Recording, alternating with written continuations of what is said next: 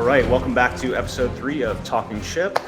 Today we're going to be talking about off-season competition and I guess how you should handle off-season competition as a competitor in the grand scheme of things. CrossFit, I don't think has a season kind of like other sports because there's kind of competitions throughout the year. Right. But like, what do you consider the off-season? I mean, generally speaking, and this is very general because I feel like every athlete kind of has their own path depending on their level and goals. But like generally speaking, the CrossFit Games off season would be from like end of August once the game ends to probably the beginning of the new year is when you have to actually, if your goal is like making it far in the sport, where you have to start really ramping up your training, like probably December or January to, into the open, training through the open into quarters. And then if quarters is kind of your like biggest shot, then you're kind of putting all your chips on the table in quarters. And if semis is your realistic plan, then like, training through quarters as well, getting the semis, and then semis is your big shot, or so on, depending on how far you have to stretch your season out. I mean, if you're a games athlete, it goes a lot further. But what's interesting is like, we could go down that road and talk about exactly how a hopeful semifinal athlete or CrossFit Games athlete should prepare for their whole season. But that's like, again, that's like the 1%, right? So like realistically, like you're kind of saying there is no season because someone like you or someone who just follows like Jump Ship 90 would be like, okay, I'm in qualifier mode now. So I have to be in shape because my event's probably coming up in October, November, December, January, February. And that's probably going to be their biggest event of the year, whether it's like Fitness Experience, Wadapalooza. There's, a number of bigger type competitions out there. So their season's probably almost flip-flopped because the open and quarters is kind of a fun experience, but semis probably isn't on the table, and the games definitely isn't on the table for the majority. So what are they doing during that time as they're preparing for qualifiers? I think that's right. Yeah, I mean, like this past open, I took that approach where I was like, okay, around the new year, like December, January, that's when I'm gonna like kind of start getting serious and doing the full Jump Ship 90 and focusing on my nutrition and doing recovery and all that stuff a little bit more intensely. And I got to the open, I felt like I should have started a lot sooner. Like, and then after, I made it to quarterfinals, but like I didn't do the quarterfinals because I was like, I'm not at the point where I'm going to make it to semis. And so as soon as the open was over, in my mind, I was like, now is the off season. And that's, I kind of, for this open, I feel like I'm going to be so much more prepared, and I feel like I'm in much better shape year round just because I'm not looking at it as like, oh man, well, I'll wait until a couple months before the open to really dial it up. I feel like I didn't make enough, like in that off season, you're missing like the 3 months in the summer if you're not going to the games. And it's like, if you're spending 6 months out of the year in the off season, you're just kind of like having fun with it. I didn't feel like I really made a lot of progress in that time because I wasn't as focused. Yeah. But that's kind of what but that isn't that interesting though? So like I feel like everyone gets that like pre-open hype where they're like, okay, like the open's coming, and they put so much into the start of the open and maybe quarterfinals or beyond if they get there.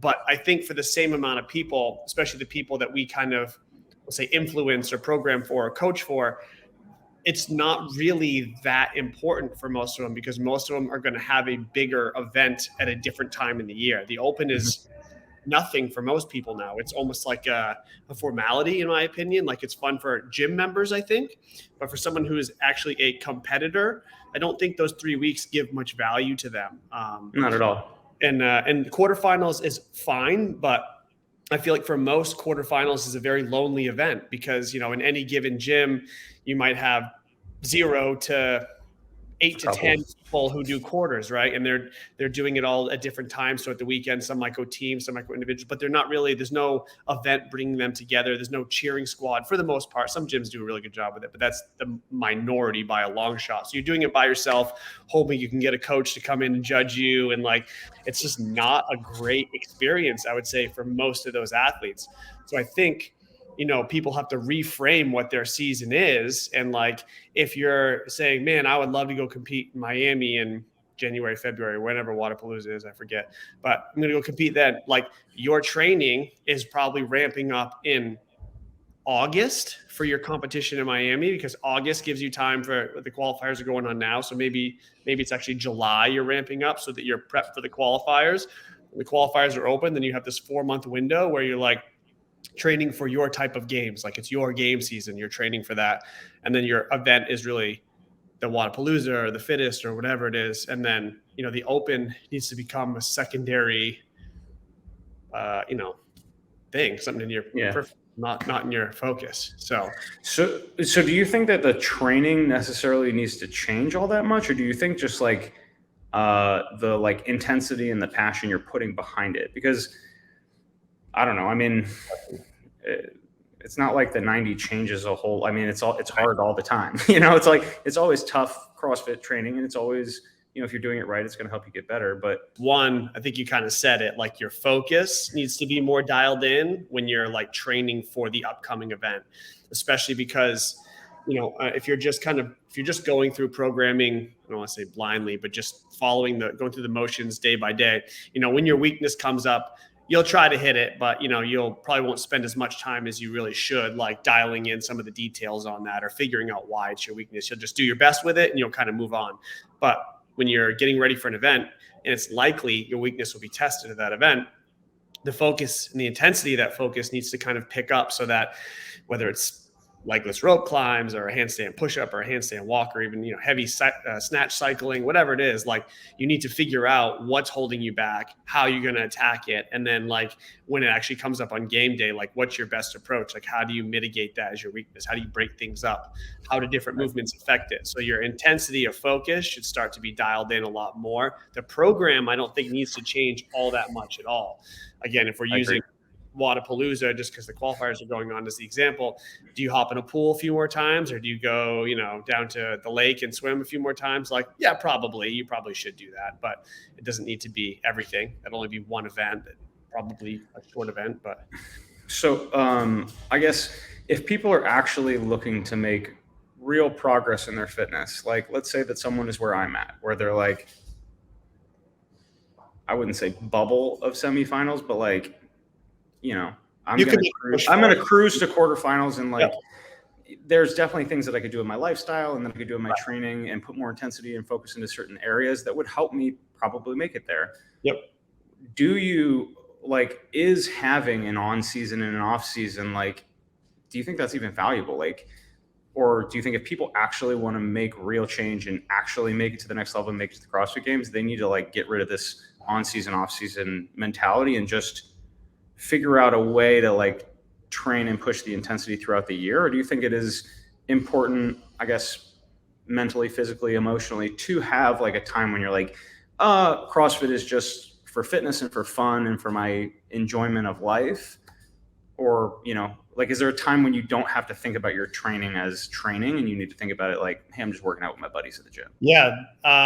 Great question. I feel like, from my opinion, that like you could draw up the 12 months as like a graph, right? Of like how hard you're pushing, how much you're focusing versus what's staying in shape and continuing to like hold that. Because one thing I don't like is all this talk, social media highlights the games athletes, which is great, but there's all this talk about, an off season, we don't do anything. We take 3 months off and we get so out of shape, like the whole Medeiros thing that's going on now. We're like, yeah, we're out of shape and then we're coming back. It's like, people like you and others can't afford to get out of shape. That's not a thing. You're not some super genetic freak where you're just like, you turn into a fat slob and then you come back as like a superhuman again. Like, that's not going to happen for the general population.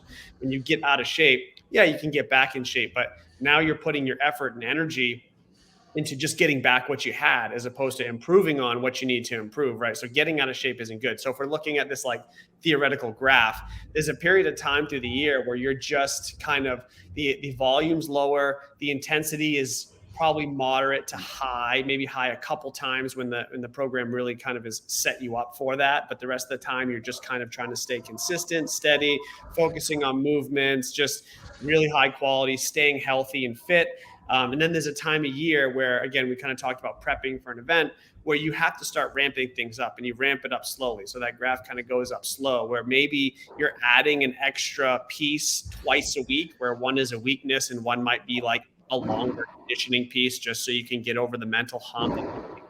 40 to 60 minutes at a time, which a lot of CrossFitters have a very tough time getting themselves to do that. Mental, you and 80% of the others just mentally can't stay in it more than a 20-minute AMRAP.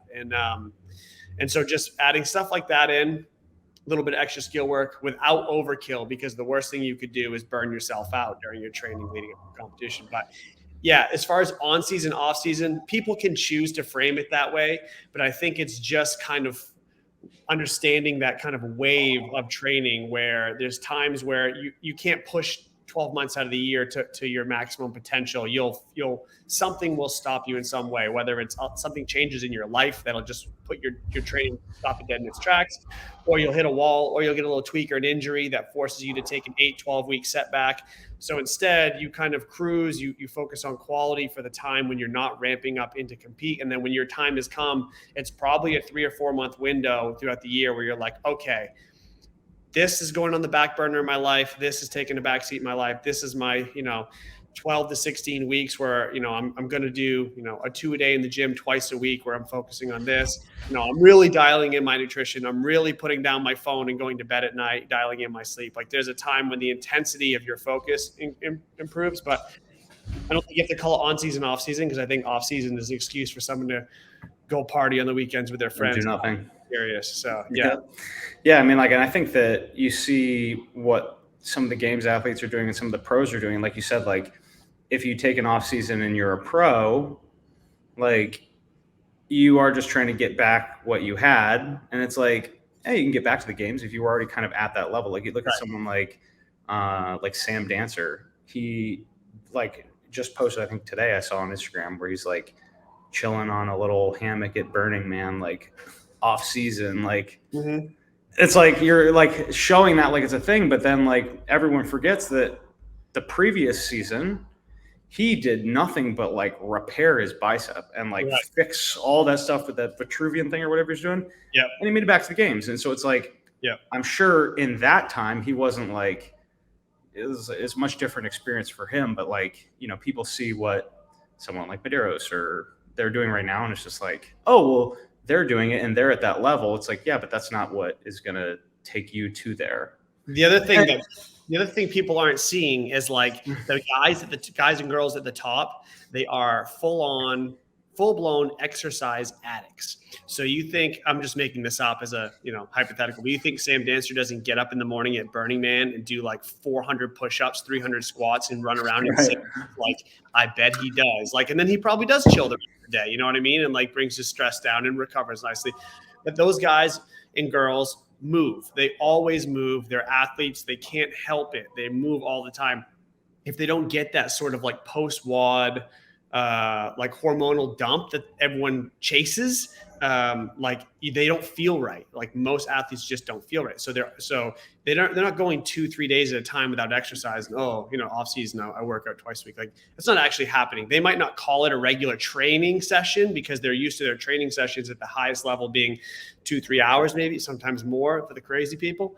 But it's not the same because they're hitting a 30-minute class workout and they're like, oh, I didn't work out. It's like, no, You did. You worked out. Believe me, compared to everybody else in the world, you worked out. But like, it's not at the same level that you're at. So you know what I mean? It's just like perspective, I think, gets lost in the little snapshots of social media, I think. So yeah, for sure. Being to the average CrossFitter. So I guess how do you then choose what competitions to do in the off season and when? Like, man, is that just like you train a lot of, you train a lot of athletes that have high aspirations to make it in the Masters division or whatever. It's like, how many of these off-season competitions are helping them progress, or how many of them are just like distracting them from, hey bud, you don't need to do Wadapalooza. Like, if you actually want to go to the games, like, maybe we stay focused. Like, yeah. How many do you think is appropriate? When would you do them? How would you pick them?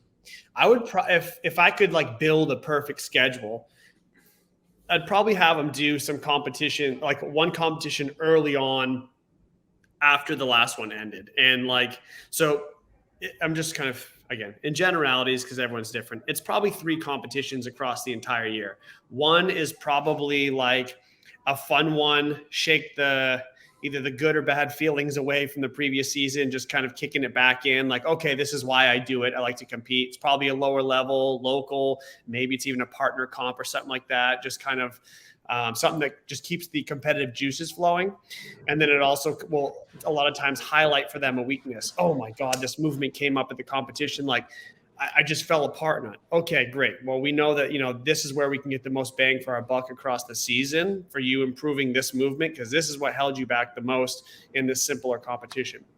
So now we have some things to dial in that we actually can, like, targets on the board we can go for. The next one would probably be like between that point and their end goal. Let's say their end goal for a lot of the athletes that we know personally, like Legends coming up in December, right? A lot of them, some want to get to the games too, but Legends is a big deal for a lot of these Masters athletes, right? So we'll say for them, that's kind of like their pinnacle of their season. So you probably put one somewhere between their like first little kickoff of the year and Legends, and that's kind of their like tune-up event where it's like, okay, where do we make progress? Where are we now? Remind them to, keeps those competitive juices flowing. They go, they compete, they have a good time, they get that rush. It kind of picks up their spirits again, training for the bigger goal. You know what I mean? And then from there, it's kind of get them ready for as ready as you can for kind of their big show for the year. And so I think that it's not like every other weekend you can go out and do a partner comp and this or that. That just distracts you, like you're saying, from training, takes away your consistency. You have too many, I think, emotional ups and downs with competitions where that's something you have to battle. And then again, a lot of people don't realize, or they don't really understand, like someone will go do a 1-day or 2-day competition over a weekend, and it can be a local comp. And they come back to me on like Monday or Tuesday and they're like, I am so sore. Those workouts were the hardest workouts. I'm just like, stop right there. They're not that hard. Not that hard. They're less than you do on a regular basis. Yeah. That was like a very easy weekend in terms of skill volume, whatever. But because you were competing, you took your intensity up a notch, and it's a notch that you don't typically find in training. So when your intensity kicks up that much higher, it's like a whole new gear that you're not typically using. So when you're coming down from it and repairing, everything has been worked harder than you're used to it working, and you do feel sore and you do feel tired and your central nervous system's a bit rocked. So people kind of that compete all the time, they're also in that peak and valley situation, which is really bad for the consistency of your training and progressing on anything you want to work on. So keeping those competitions spaced out and few and far between, I think is important, especially if you have a bigger goal. If you're just a weekend warrior, you don't give a shit about, the games, Legends, anything big, like train, compete as much as you want. Like, you're just having fun with it and staying in shape, but you just have to kind of like, do some self-reflection to make sure that you're not destroying yourself more than you're building yourself at some point. Yeah. I mean, I think that I've seen this with hey puppy dog. Yeah. Sorry. It's okay. Yeah. I've seen this with like some of my friends where I feel like they are like, oh, I want to be competitive in CrossFit. I want to make it to the games. I want to make it to the next level. And they assume that like competing is what trains that.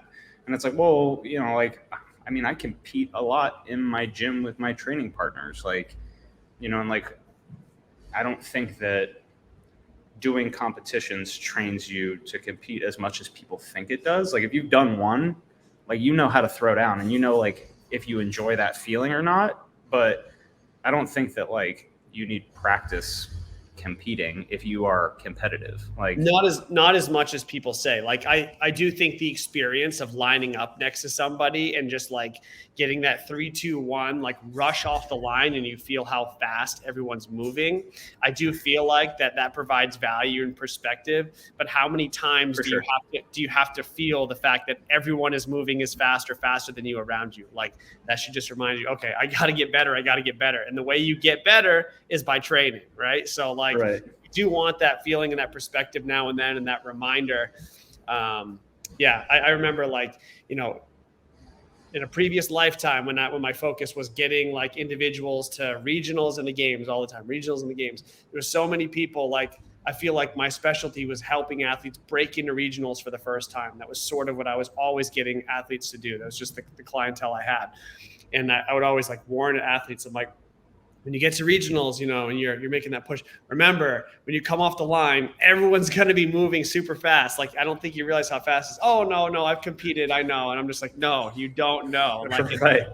It's like a high school kid going and like playing a pickup game in the NBA with NBA players on the floor. Like, you don't know how fast they run, how high they jump, and how strong they are. It's like, and then you like, yes, you belong, but like you have to perform. And so it's funny to see people break into like a higher level competition for the first time and just watch, like, you can almost see the look on their face, 3, 2, 1, go, and they feel the rush and they're like, oh my God, like we're here.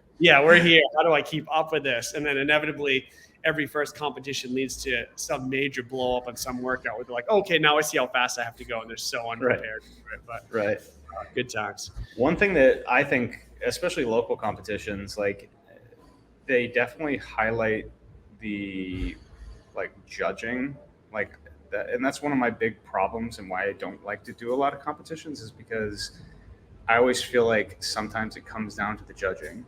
And for sure. Like unless you're at the highest level where like you can kind of expect that there's going to be no one's playing favorites, and like, you know, if you're traveling to another state, like, and a lot of people are traveling to this competition, like the judging is going to be pretty clean across the board. But if you're throwing down a local gym, like, oh, this is my buddy, or, you know, this is Jimmy from the 9 a.m. and he just he's just kind of like counting numbers. He's not gonna say no rep, you know. And so that's always that's a common experience with me, is where I'm like, you know, hey, like that it devalues the importance of doing a competition when I feel that way, because I'm like, well, like I'm doing my squats to death, but this dude isn't. So like, why are we competing on like shortening the range of motion? But that's just like, as a competitor, that's my opinion about it. So that's why I don't love competing all the time. I love the rush. I love, you know, feeling like I belong and lifting heavy weights and in competition, like that shit's so cool. But when it's like, oh man, we didn't take first because this dude does an overhead squat right, and he got some random lady that they picked up as a volunteer. Like, so I just see it like that. Like, you know, it's tough. Yeah, I mean, what are you gonna do? Like, it's, as someone like you who hosts competitions, and me about to host one in Hawaii this weekend, like, and my job is literally organizing, doing the judging briefing and making sure things are like, what am I going to do? I'm not going to go hire the most knowledgeable people who are probably the same ones competing that weekend. You know what I mean? They know. So like, we'll do our best and hopefully people have a good time. But yeah, that's why I think it's important that people participate in some of the more professional competitions. And I know they're a bit exclusive, because most of them these days you have to get through a qualifier to get there. So like, it's like a catch-22. How do you get the experience of the professional competition if you're not quite prepared for it and you don't want to do the local comps, which probably is your stepping stone? It's like, it's not a perfect system, that's for sure. Yeah. So let's talk about online qualifiers. Like, and I see that people are addicted to doing online qualifiers. Yeah. It's like, dude, you're not like, what, you know, especially now, a lot of these online qualifiers are like, well, we'll just have as many people register as we can. The top 10 are elite. The next 24 are this, and then the bottom 50 are this. And it's just like, they sign up and they do this training, or they do these mini online competitions in the week. And then it's just like, you spent 5 weeks doing an online qualifier where every week you're doing this oh man, I need to taper for this event, and I, kind of go soft on my training, and then it's like now it's not a weekend competition that you kind of tapered for to get that experience, and now it's like, cool, we just took a month to do this where we're Yep. not really training hard, and then you have to taper from that, and then you have to dial it back up before the competition like a month later. It's like then you get to the open and you didn't really make any progress. Yep. So what do you think about online qualifiers? Like, Yeah, I mean, again, I think it comes back to like one of our original topics was just like have your season kind of mapped out, and you're only going to do the qualifiers for the events that you're planning on doing. And if your buddy's doing qualifiers in the weekends, like you're not just jumping in with them to do that, and you're not doing it to give them a score to shoot for. Like if your goals are solid, you should be sticking to your plan. Can certainly offer advice to people and stuff, but like yeah, I mean, it's hard not to get wrapped into it with your training partners. Like I'm sure like, if my buddy's doing it, like, yep. What am I doing? How come I'm not competing? He's trying to go the same place I am. Yeah, Let's the only other value I think that comes from is that if you're doing an online qualifier, let's say let's use Legends again, just because I had like so many athletes doing the Legends qualifiers.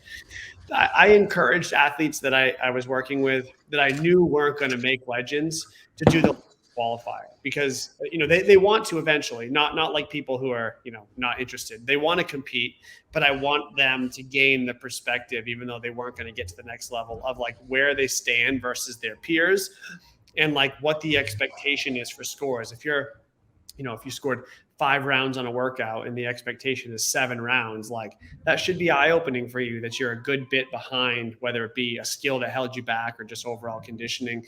So I feel like it's a good wake-up call. And sometimes it can, taking, in some ways, Legends is a bad example because it's the longest qualifier in the world. But like, if it's a weekend, 3 days of qualifier events, sometimes taking those 3 days can help gain, again, almost as much value and perspective as doing that live event does, based on where you fall on the leaderboard and what movements really held you back when you were trying to do that. Sometimes that's an easier way to gain that experience or perspective without having to do the live competition that may actually beat you up a little more. But you still shouldn't be doing every one of them. And yeah. So, and like, people talk about tapering, like, and we've said taper a couple times, like,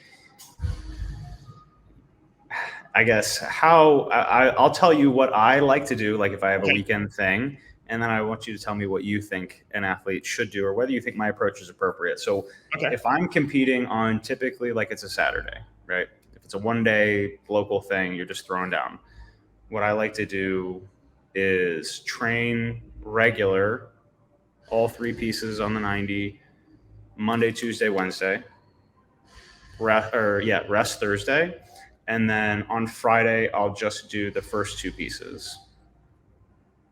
Do you think that is not enough of a taper? Because like I always feel like if people are like, oh man, the comp is this weekend, and then they take it light Monday, Tuesday, Wednesday, they rest Thursday, they just do like some mobility and stretching Friday. Like I go to that competition on Saturday, I'm like, I feel fat, I feel slow, I feel like I can't breathe. No, I don't think you're far off from the way that my mind thinks about it. You're pretty close. I think one of the things you would do, you could do that volume you just spoke about, but you would dial back the intensity a bit. And then so here's what I do in general, again, generally speaking. Monday, Tuesday, just like you, regular full training sessions, nothing crazy. And this is assuming it's like a 2-day event or less. If it's like a 4-day CrossFit Games, it's a different story because you're preparing, I think, a little differently. We're going to talk in general. The vast majority of competitions are 1 or 2 day, right? So Monday, Tuesday is probably regular training, regular intensity, regular volume. Wednesday is probably the day where I might start cutting the volume down. So that's like your Friday where it's 2 pieces, but pretty normal approach to those pieces. Thursday is your active rest day, where a lot of times it's a travel day for athletes, right? If they're going to an event, a lot of times they're traveling that Thursday, getting there that night. They have Friday to check in, do whatever. Then they're competing Saturday, Sunday. So Thursday would be the day where I'm just saying, if you can get in and sweat for 20 minutes and do these 4 stretches, like I'm happy with that, right? So they can kind of squeeze that in a hotel. Then Friday, I typically would have them do some work. It's usually like a longer range of motion EMOM, call it a 30-minute EMOM, where you're working on like empty bar thrusters, burpees, a rower, maybe a few box jump overs, things that are long range of motion that will get the whole body kind of getting blood pumped in and out of everything. And the reason I avoid the short range of motion is because that's when you can get the most sore. So if I was like, all right, you're doing like, sets of 30 strict handstand push-ups, like that's a great way to fuck you before your weekend. Right. Right. But it's my weakness. Yeah, exactly. So it's things that are longer range of motion that just kind of get you going in control aerobically is what I'd have someone do on a Friday, so that they get that sort of normal, semi-normal hormone dump. They feel like themselves. They feel like they're prepared without crushing them and making it impossible for them to recover overnight to give a good effort on Saturday and Sunday. So that's in general how I would do it for, the local to moderate level competitions. If we're talking games, then it's honestly case by case basis. It depends on how the athlete kind of adapts that stuff. Some athletes almost like to take a full week off of those Friday type sessions leading up to the games, like a full week of those Friday type sessions I just spoke about. And some athletes will literally do the same prep that I just mentioned before. Like they want one day off and now they're going to go compete 4 days. And it's like, right or wrong, it's what you're confident with, and I'm not going to get in your head before you go compete at a high level. So like if that's what you're sure you want to do, I will try to build the workout so that I don't destroy you and give you the best chance at that. So that's sort of how I do it.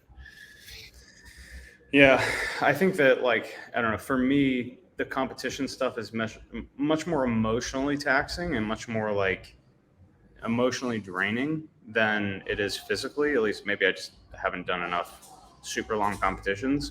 But I see people that do them back to back to back. And like, anytime I see that, I'm just like, hey, you're heading towards injury land. And it's not because it's like a crazy volume, like you said, but it's just like, you're stepping on that gas pedal so hard for the entire month of July. Like, what are you doing? And some of them are traveling to places, and like some of these competitions aren't a big deal and some of them are. And it's like, I think it's hard for people to kind of change their perspective, because we're all, if you're a competitor, you want to win. So it's like, it doesn't matter when you're competing locally, like you're still going to try and beat the brakes off everybody. Like, the landscape has changed too. So like, kind of a funny story, back in the day, back in New England area, my wife was, she was a 4 or 5 time regionals individual, team games athlete. She's really good for Massachusetts and that whole New England area. And they had, this was, I don't even know the year, 5, 6, 7 years ago, maybe more. But every weekend, a local comp would be in the area. Like every weekend, it's back kind of in the heyday of everyone who's hosting comps all the time. She would just bounce around basically every weekend to 1 day, 2 day comps and just mop them up for the cash. She would just, everyone, oh, she signed up. Okay, she's going to win. She would just go bounce around. That was like her secondary income, just mopping up local comps. She got away with it for a while, and then she started getting injured as she got older and tried to ramp up competing. And then she was always competing injured for her last couple of years of training, because she had to kind of, like you said, stomp that gas pedal once or twice a week beyond where she should have, just to take home the $500, $1,000, $2,000 a weekend and extra, pocket money. And she could do it, but she paid, I think that's part of what caused her to break down earlier than I think she should have in her competitive career. I don't know if she agrees with me, but as much as I know about her, that's my opinion. I think that's why she got worn down, that and probably some other things. But nowadays, I think there's less competitions than there were, even though that may sound like it's not true. I actually think there's less local comps being held than there were probably 5, 6 years ago. And the comps, because I think some of them are consolidated, or a lot of people realize that they're not making any money on it at their gym, so they're not wasting their time on it anymore. But the ones that are still going on, and the annual ones, the issue I see with them is that they want to be the next bigger comp. And so the way they do that is they make their workouts ridiculous. They try to come up with some gimmicky movement or some play on a movement that you haven't seen before. So when they post it to social media, everyone goes, oh my God, share this. They right. make a gimmick because they're trying to stand out. And a lot of the workouts are really, they become shit because they're either too hard, too heavy, too gimmicky, whatever. And I don't think that's a good thing for the athlete experience, not in terms of like, did I get value for my money for signing up? But as far as the value of taking their game to the next level, I don't think that helps. And I see a lot of that, like, trying not to shit on any in particular, but the one that, was in our group chat the other day, like the NorCal classic or whatever, the amount of gimmicky stuff they put in there, or just you could say different stuff they put in there to test, like, I don't think that did anyone any favors. I just pullovers. Yeah, I mean that, and they had like double max, 2 max effort like broad jumps for a score instead of they just had like 4 or 5 really weird movements or styles of things where I'm like, okay, it's cool that you're trying to be unique and original, but like, you know, if I'm signing up for a CrossFit competition, like I expect to like hit some sets of power snatches, some wall balls, go for a run, you know, trade on a rower with my partner, do a few burpee box jumps. In the final, I'm going to have a few muscle ups in there. Like not that it has to always be the same, but there should be like, there's a reasonable level of expectation that you have when you're signing up for one of these smaller competitions. That's how I feel about it. Like maybe I'm too like in the box with the idea, but when you're using them as part of your training and somebody goes way out in left field with it and you can't really prepare for it, and it's I don't know, maybe I just no, I mean, one of my pet peeves with CrossFit in general is like, I hate how like every year it's like there's a new movement. It's like, what? And then everyone wants to put that in their competition and in their training. It's like, as soon as the crossover came out, it's like, I mean, like we do crossovers in the 90, but it's not like hammered just because it's like, oh, the new thing. Like I remember when the devil press came out, I think Wadapalooza did it. Yeah, I think you're right. And then it was like every workout you saw, everyone was doing devil press. And it was like, yeah, it's just another thing, but like squats and deadlifts and snatches and clean and jerks and wall balls, like, you know, that's the core. Right. And that's what I think, honestly, like, not to kind of stroke your ego, but I think that's one thing you do really well with the jump ship 90 in general is like, there is like, you know, hey, you're going to pirouette today, or hey, you're going to do a max handstand hold today, but it's not like, it's not the big part of the programming is like regular CrossFit. Like, what you know, it's like, hey, if you suck on a rower, like being able to do a 2-minute handstand hold doesn't matter because you're never going to get tested there if you can't row hard. Like, right. And people like love to tout these crazy skills. They're like, oh, well, I can do double under crossovers just like the games athletes, or better than the games athletes. Yeah. So that makes me a games athlete. It's like, no, dude, you suck at burpees. Like, you don't want to die like those guys do. Yeah. So I don't know. That's what I see. You're basically like summing up the email I just sent out to everybody, where it's like, I had this like epiphany. I don't know why I've had this a number of times, but like I've just happened to coach a lot the last 2 weeks in person, and for whatever reason, my online clients have been like just either gearing up for competition or dealing with this, dealing with that, just extra like extra focus needed for them. And so like I've been just like really coaching a lot, and then I realized, like watching a lot of videos or coaching, you know, all my athletes in person at the gym, I'm like, you guys don't do this well at all. Like what do you not know where your hands go on a wall ball? Like, do you not know this? Do you not know that? And I'm like, okay, stop everything. Like, I'm changing the structure right now. And like, we're going to fix this. We're going to fix that. I'm taking 20 minutes away from you, and we're going to work on rowing technique, because I can't stand to see you put that handle over your knees again. I can't watch it again. So like, but people appreciate it when you really break it down for them, and they come up after you like, no one's ever showed me that. I'm like, you've been CrossFitting 10 years. No one's ever showed you that. Why has no one ever showed you that? And like those little basics that people can immediately apply, then those exponentially make you better and everything else. And then that makes it easier for you to learn the high skill stuff. If you really want to get your pullover, your freestanding handstand, even just your muscle up, like understanding the kip swing on the bar can help you understand the timing of the kip on the rings, or whatever. You know what I mean? Just like so many athletes, even at higher level, don't ever look back at the basics and fix those things, like just being more efficient on the rower, being more efficient in the burpees. The amount of people I had to fix their burpees going into the burpee pull-ups last year, I'm like, what is that? That's how you've been burpeeing forever? Like, I'm sorry I didn't address this sooner, but like, what is that? Like, you're not going to get anywhere moving like that. So it's just extremely common. And it's not like I'm not picking on any person. It's so common, because once you think you know how to do something, you don't go visit it again. But we never know how to snatch. We never know how to do anything else. So we put all our focus on these higher skill movements, but whatever. For sure. And, you know, like one thing I say a lot with people that I coach in weightlifting, especially, is like, if you do it right, it will feel light.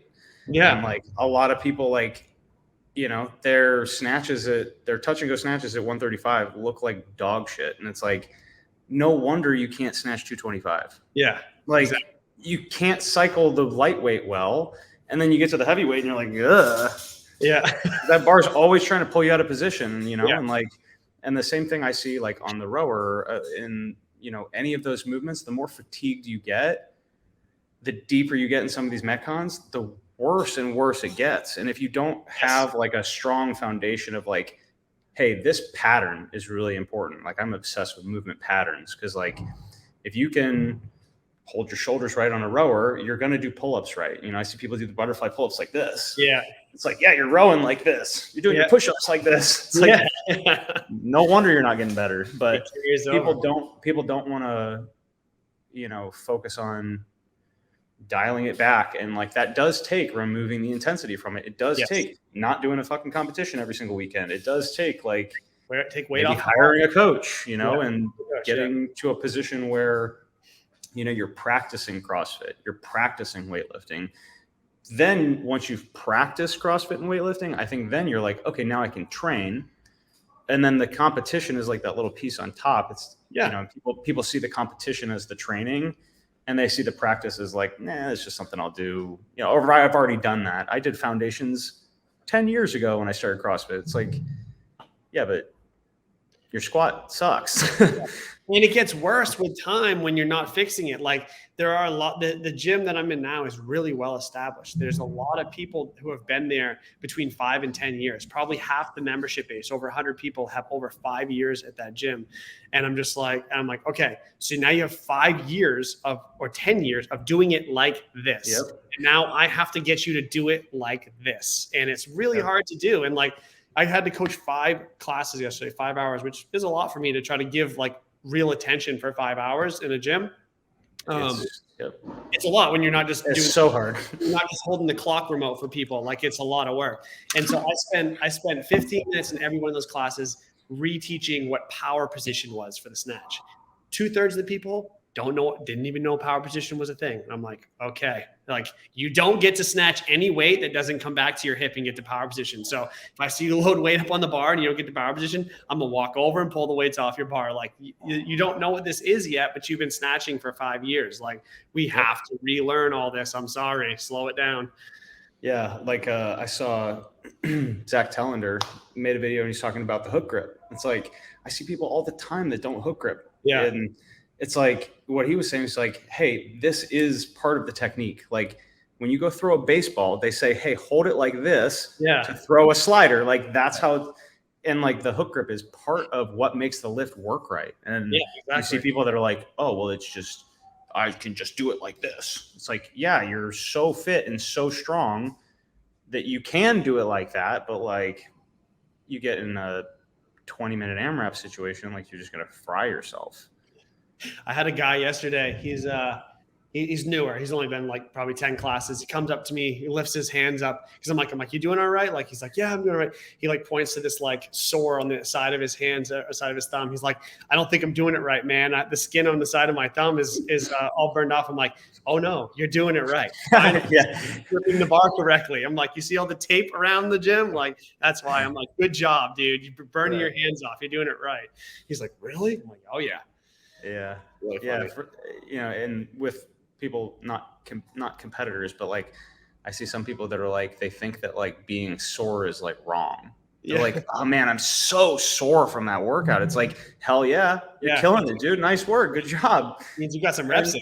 Exactly. It's like, you're pushing yourself, like you're progressing, like you're sore, you're going through protein synthesis, you're laying down new tissue, like good work. And they see that as like, oh man, if I'm sore, I'm on my way to getting hurt. It's like, well, no, but I don't know. Cool. Do you have anything else to add? That was all I had today. I feel like we did a whole lap around the block with this one. Where it went. So yeah, I was actually thinking about signing up for a online qualifier myself. It's Fittest of the Coast. Have you heard that? Yeah, it's down in Florida. Yeah, so there's or South Carolina. South Carolina. Yeah, I have a client. She does it every year. It's like her favorite event. Yeah, so I have a friend who keeps talking to me about it, and the qualifier just popped up. I think it starts tomorrow, actually. Okay. So I'm like, but I'm so on the fence, man. It's 5 weeks, and I'm just like, or it's 4 weeks. I'm just like, I don't want to. It's 4 weeks. It's 4 weeks qualifier. Doing this now. Because that's what the Open is, and I think people see the CrossFit Games, and they're like, and I think what you said earlier about like, hey, if Legends is your thing, like maybe you don't have to like try so hard in the Open, and you can kind of train in the Open in the quarterfinals, and maybe even if you make quarters, like maybe you don't go and you just try and do it if Legends is your focus. But I think people see what CrossFit does, and they're like, oh, well, that's because CrossFit's doing it. That's what we need to do. So. Mm-hmm. But I don't know. I'm still on the fence. I probably won't do it, to be honest, just because I'm not an online qualifier guy. Maybe that'll be your big live event for the year, unless you're going to get a team to semis. I don't know what you're planning. Yeah, we'll see. We got the team to semis thing. Like for me, I think is less about my fitness personally and more about my leadership and my ability to like form a team of people that care and nurture people and have them do the right things. So yeah. I don't know. I mean, I could be wrong, but I look at some of the teams at the games and at the semis, and I'm like, well, I'm just as fit or fitter than a lot of those dudes. Like I beat them in the Open. Oh yeah. So it's like, I see it as like, especially with the team, like I feel like the girls are much more the kind of X factor there. So, yeah, I just enjoy training, and so we'll see what happens. But cool. Thank you so much for listening or watching this episode of Talking Ship. If you're a busy person like me, but you still want to train hard, the Jump Ship 90 is an awesome program. Get all of your training and cover all the bases in 90 minutes. You can check out jumpshiptraining.com and join the crew with us. If you would like personalized remote coaching, Seth, me, and China all offer different kind of feels of remote coaching. So find a coach that works for you. You can also check that out on jumpship.com. Leave a comment on the video. Let us know what you think about off-season competition, what you think about doing these online qualifiers, what qualifiers you're going to do. Hit like if you enjoyed the show, and I'll see you in the next one. Yes, sir.